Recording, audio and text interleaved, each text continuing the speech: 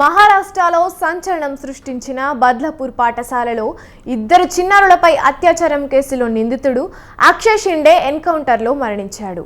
ఓ కేసులో విచారణలో భాగంగా తలోజా జైలు నుంచి బద్లాపూర్కు తీసుకొస్తున్న సమయంలో పోలీసులపై నిందితుడు తిరగబడ్డాడు.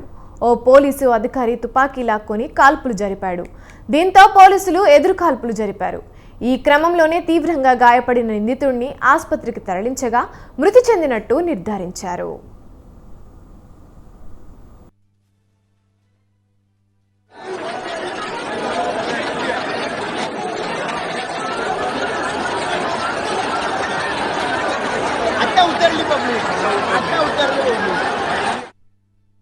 బద్లాపూర్లోని ప్రైవేటు పాఠశాలలో క్లీనర్గా పనిచేసే నిందితుడు ఆగస్టు 12న 4-5 వయసున్న ఇద్దరు బాలికలను మరుగుదొడ్ల వద్దకు తీసుకువెళ్లి అత్యాచారం చేసినట్టు కేసు నమోదైంది.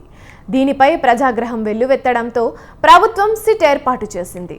ప్రభుత్వం ఈ కేసుపై విచారణ కొనసాగుతోంది. ఇదే సమయంలో నిందితుడు అక్షయ్ షిండేపై ఆయన మొదటి భార్య పెట్టిన కేసులో ప్రశ్నించేందుకు పోలీసులు సిద్ధమయ్యారు. ఇందులో భాగంగా తలోజా జైలుకు వెళ్లి అక్కడి నుంచి నిందితుడిని కారులో తీసుకొని బద్లాపూర్కు బయలుదేరారు.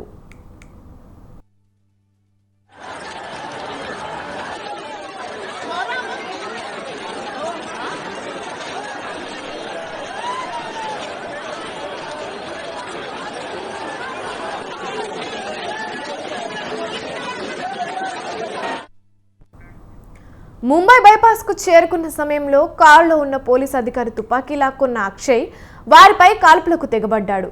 దీంతో అప్రమత్తమైన మరో పోలీసు అధికారి నిందితుడిపై కాల్పులు జరిపాడు. ఈ ఘటనలో అక్షయ్తో పాటు పోలీసులు గాయపడ్డారు. తీవ్ర గాయాల పాలైన నిందితుడిని ఆసుపత్రికి తరలించగా అక్కడ ప్రాణాలు కోల్పోయినట్టు అధికారులు వెల్లడించారు.